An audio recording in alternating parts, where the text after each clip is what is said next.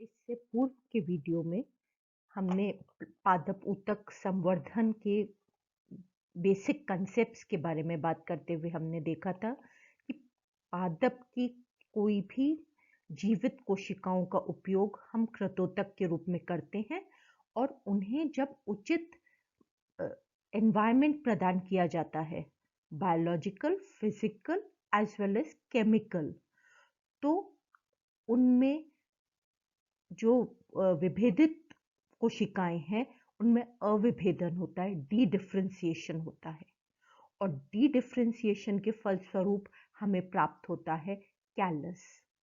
तो इस वीडियो में हम बात करने वाले हैं कि आखिर ये कैलस क्या है। पादप कोशिकाओं में हाई डिग्री ऑफ प्लास्टिसिटी पाई जाती है, अर्थात कोई भी कोशिका अगर अविभेदित होकर के पुनः विभेदित हो तो वह किसी भी अन्य प्रकार की कोशिका का निर्माण करने में सक्षम है और यह एक बेसिक गुण है, एक कैरेक्टरिस्टिक फीचर है ऑफ द प्लांट सेल्स। यह देखा गया था कि जो घाव लग जाते हैं पादपों में, वुंड्स जनरेट हो जाते हैं, वहाँ पे unorganised cell of masses of cell develop होते हैं।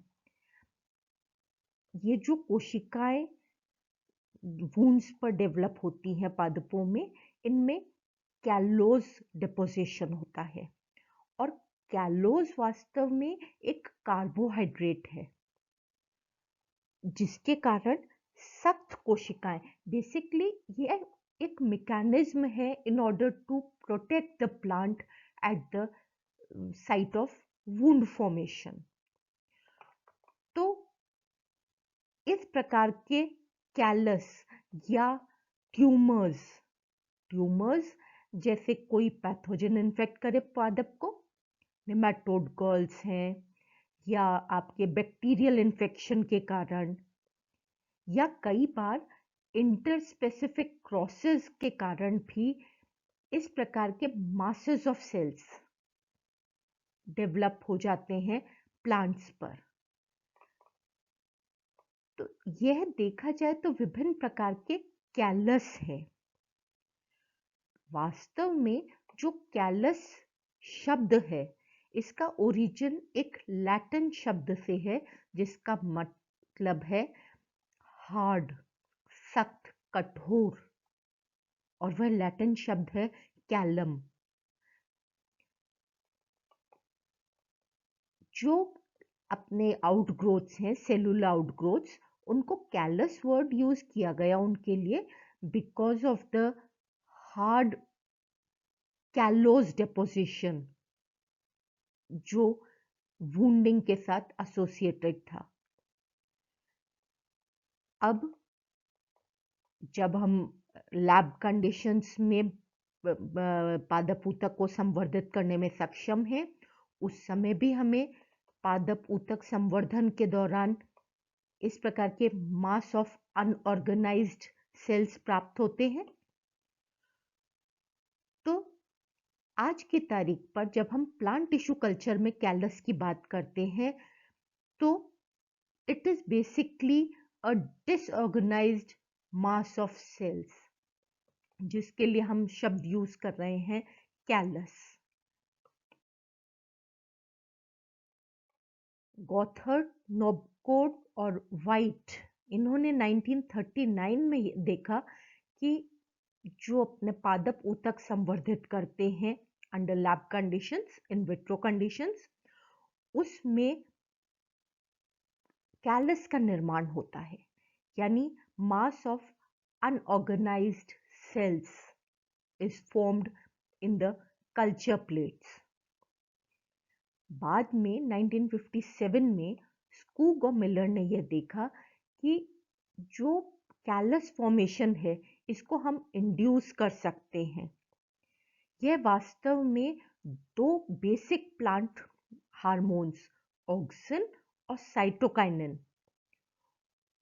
उनकी मात्रा, उनके जो एक दूसरे के सापेक्ष जो उनका कंसंट्रेशन है, उनकी सांद्रता है एक दूसरे के सापेक्ष, उस पर निर्भर करता है कि गिवन टिश्यू कल्चर प्लेट्स में कैलस फॉर्मेशन होगा या नहीं।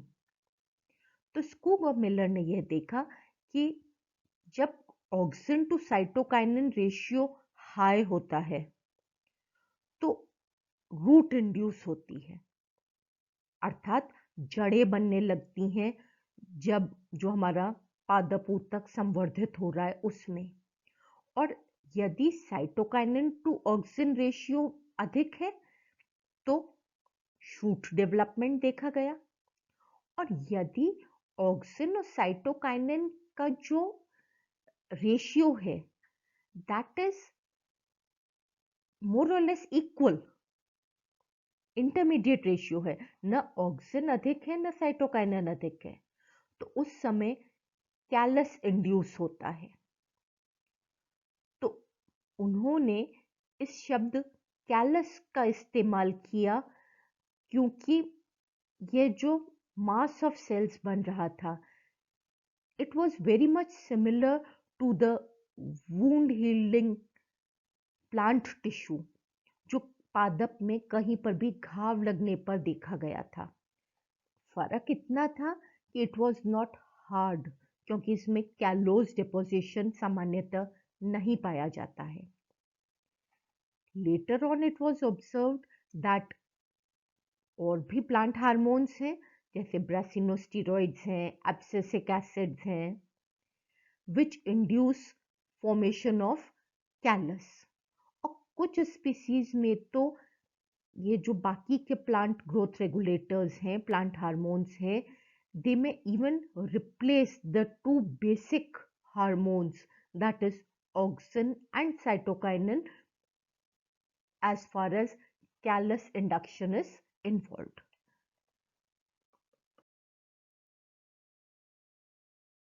जो कैलाए हैं या कैलस है, जब अपन बहुवचन में बात करते हैं तो अपन कैलाए वर्ड यूज करते हैं और एक वचन में इट इज कैलस। तो ये कई प्रकार के होते हैं।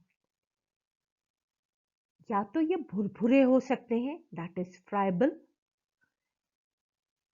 इनकी कोशिकाएं बहुत सहजता से एक दूसरे से अलग हो जाती हैं और इस प्रकार के कैलस का उपयोग हम करते हैं सस्पेंशन कल्चर्स में। या ये बहुत कॉम्पैक्ट हो सकती हैं, ये जो कोशिकाएं हैं अनऑर्गेनाइज्ड मास ऑफ सेल्स, ये एक दूसरे से बहुत सुदृढ़ता से संगठित रूप में उपस्थित हो सकती हैं, resulting in the formation of compact callus. जो कैलस की कोशिकाएं हैं, सभी कोशिकाएं although callus is obtained from dedifferentiation, अविभेदन के फलस्वरूप प्राप्त होता है, पर किसी भी मास ऑफ सेल्स में प्रत्येक कोशिका की डिग्री ऑफ डिफरेंशिएशन या जो उसमें पुनः विभेदन हो रहा है वो समान पुनः विभेदन हो यह आवश्यक नहीं है। तो depending upon the various degrees of differentiation, जो कैलस हैं वो शूटी कैलस हो सकते हैं, अर्थात उनकी कुछ कोशिकाओं में जो प्रारोह तंत्र है वह विकसित होना शुरू हो सकता है, या मूल तंत्र यदि विकसित हो रहा है, रूट्स अगर डेवलप हो रही हैं तो such type of callus is known as rooty callus.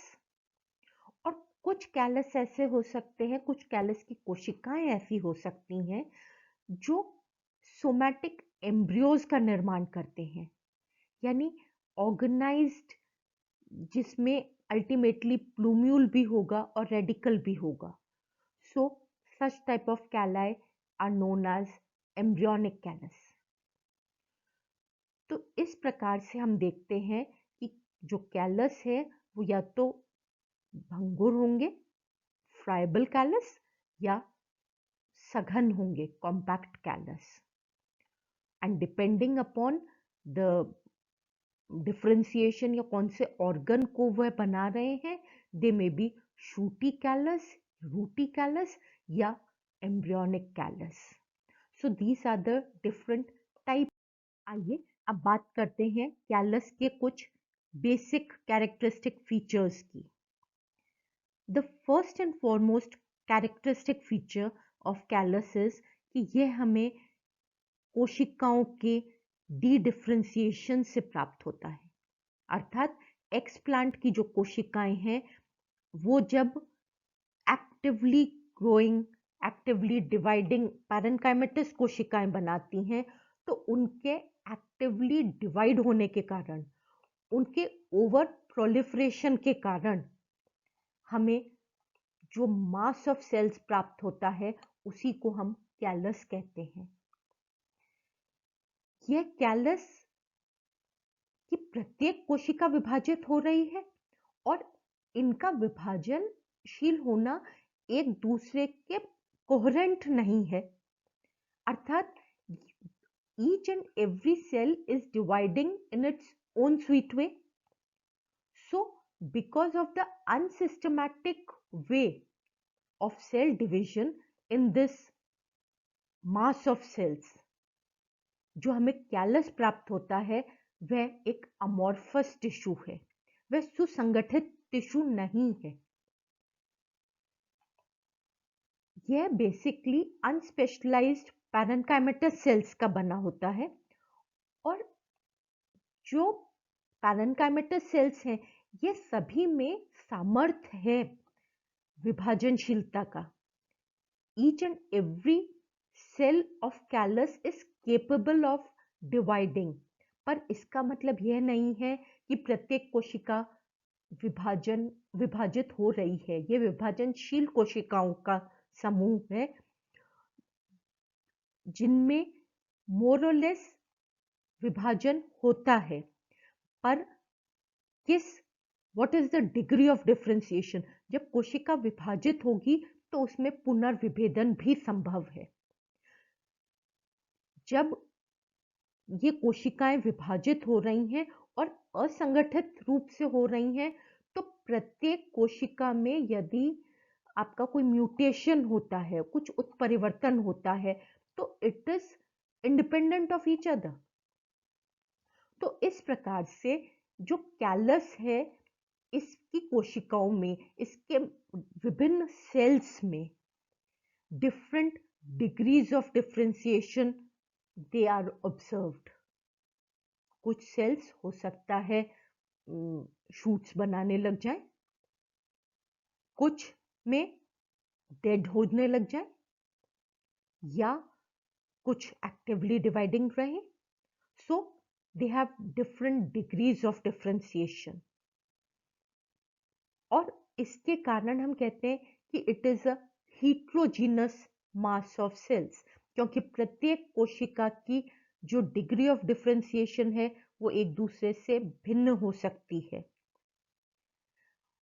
उनमें से कुछ कोशिकाएं ऑर्गन बना सकती हैं, ऑर्गेनोजेनेसिस में पार्टिसिपेट कर सकती हैं या इंड्यूस हो सकती हैं, और हो सकता है उस कैलस की कुछ कोशिकाएं प्रॉपर सोमैटिक एम्ब्रियोज बना ले, एम्ब्रियोइड्स. जो कैलस की कोशिकाएं हैं यह अभी हमने देखा जब टाइप्स ऑफ कैलस किया था कि यह भंगुर भी हो सकती हैं और इनके संगठित भी हो सकती है, सुदृढ़ भी हो सकती हैं. दे मे बी फ्राइबल और दे मे बी कॉम्पैक्ट. तो जो कैलस है इसका फॉर्म और टेक्सचर ये भिन्न भिन्न हो सकते हैं. इनका रंग अलग अलग हो सकता है. सामान्यतः ये सफेद या क्रीम कलर के होते हैं, हल्का पीलापन लिए हुए. लेकिन यदि इनमें क्लोरोप्लास्ट डेवलप होने लग जाए इनकी कोशिकाओं में, because they are different degrees of differentiation, तो इन दैट केस अगर इनमें पुनर्विभेदन होने लगता है तो a part of the callus वह हरे रंग का भी हो सकता है. और यदि इसमें जो वैक्यूल्स हैं उसमें जो रिक्तिकाएं हैं उसमें यदि एंथोसाइनिन पिगमेंट इकट्ठा होने लग जाए तो ये अन्य कलर स्पेशली पर्पल कलर की भी हो सकती हैं कैलस की कोशिकाएं। जो इनका शेप है that also differs from nearly spherical to elongated। और इनमें जो नॉन डिवाइडिंग सेल्स हैं वे तो थिन वॉल्ड होंगी और उनका जो सेंट्रल वैक्यूल है, जो रेक्टिका है, उसका साइज बड़ा होगा because we know this is the characteristic feature of a non-dividing plant cell. However, जो actively dividing cells हैं they are small in size और उसमें जो वैक्यूल का साइज है वो भी बिल्कुल नगण्य होता है। उसका जो साइटोप्लाज्म है वो बहुत डेंस होता है because small size of vacuole या presence of dense cytoplasm, these are the characteristic feature of a actively dividing plant cell. So same characteristics हम देख सकते हैं किसी भी कैलस में। कुछ इस प्रकार के भी कैलस देखे गए हैं जिसमें जो फ्लोएम सेल्स हैं या लिग्निफाइड जाइलम सेल्स हैं उनका भी डिफ्रेंसिएशन शुरू हो जाता है। अर्थात they are basically an amorphous mass of unorganized actively dividing cells in different stages of differentiation। यह जो कैलस फॉर्मेशन है यह वास्तव में शुरू तो होता है बिकॉज ऑफ डी डिफ्रेंसिएशन और डी डिफ्रेंसिएशन के समय में क्या होता है, डी डिफ्रेंसिएशन के समय में basically there is reprogramming of the entire information setup of the nuclei. जो जेनेटिक इंफॉर्मेशन है वो विभेदित कोशिकाओं की पुनर्विभेदित कोशिकाओं में परिवर्तित होने के लिए रीप्रोग्राम हो जाती है और यह इंड्यूस होता है डिफरेंट एक्सटर्नल एनवायरमेंटल कंडीशंस से। ये external environmental conditions they may be different hormones, उनकी कंसंट्रेशन, जैसे अभी हमने बात करी थी ऑक्सिनोसाइटोकाइनिन या ब्रासिनोस्टेरॉइड्स या आपके एब्सिसिक एसिड, या किसी कारणवश यदि सेल डिवीजन ब्लॉक हो जाए या उसमें जो क्रोमैटिन है, जो जीन्स हैं, विभिन्न जीन्स इंड्यूस हो जाए एक्सप्रेशन के लिए या विभिन्न जीन्स का एक्सप्रेशन रुक जाए। तो these are the various external environmental conditions that induce the formation of callus। जो एक्सप्लांट से कैलस बनता है that is the primary callus, and जो कैलस की कोशिकाओं को ही सबकल्चर करने से प्राप्त होता है that is secondary callus. So basically देखा जाए तो जो कैलस है यह एक ट्रांजिएंट अवस्था है, ट्रांजिएंट अवस्था जिसमें हम जो कोशिकाएं हम संवर्धित कर रहे हैं वे कोशिकाएं, वो एक्सप्लांट वापस से अपनी एक्टिविटीज को रिग्रेन कर ले, अपनी जेनेटिक इंफॉर्मेशन को एक्टिव कर सके ताकि संपूर्ण पादप का निर्माण कर सके टोटीपोटेंसी के कारण, total potential to reform a entire plant. तो इस जो चरणबद्ध ये टेक्निक है उसकी एक स्टेप है फॉर्मेशन ऑफ दिस कैलस, और इस कैलस को हम इंड्यूस कर सकते हैं as per our requirement of the plant tissue culture. हम इसको इंड्यूस कर सकते हैं डिफरेंट ऑर्गन्स जनरेट करने के लिए, ऑर्गेनोजेनेसिस, मॉर्फोजेनेसिस, डिफरेंट मॉर्फोलॉजिकल जो अपने फॉर्मेशंस होते हैं, एम्ब्रॉइड्स बनना, और यह सब संभव है bye regulating the culture media, especially the hormonal balance of the culture media. तो कल्चर कंडीशंस को हम मेंटेन करके या रेगुलेट करके उसको इंड्यूस कर सकते हैं ऑर्गेनोजेनेसिस या मॉर्फोजेनेसिस के प्रति, या हम इस कैलस को बार बार सब कल्चर करके actively dividing proliferating mass of cells के रूप में ही मेंटेन भी कर सकते हैं। और इस कैलस का फॉर्मेशन का उद्देश्य क्या है? Why we want to culture this callus, why we want to subculture this callus, why we want to maintain this callus in the form of actively dividing proliferating cells. इसका क्या उद्देश्य है? What happens to this callus?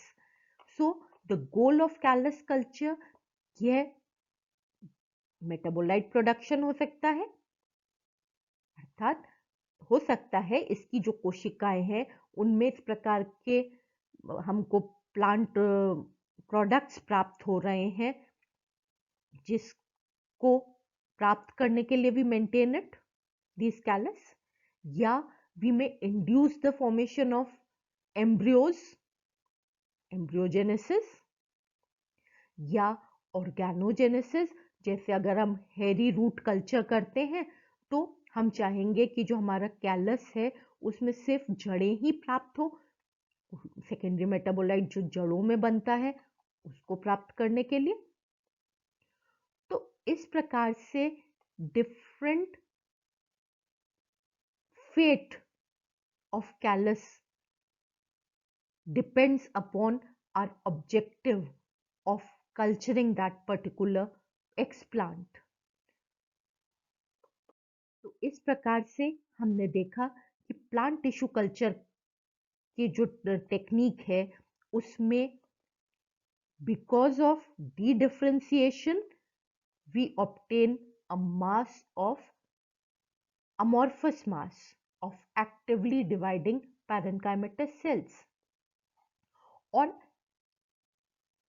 ये जो actively dividing amorphous mass of cells है that is callus, इससे हम विभिन्न प्लांटलेट्स प्राप्त कर सकते हैं, इसके हम विभिन्न उपयोग में ले सकते हैं, इसको हार्मोनल बैलेंस करके माइक्रो प्रोपगेशन के लिए प्रयोग में ले सकते हैं या सेकेंडरी मेटाबोलाइट प्रोडक्शन के लिए ले सकते हैं and so on. So it is basically a transient phase in the plant tissue culture technique.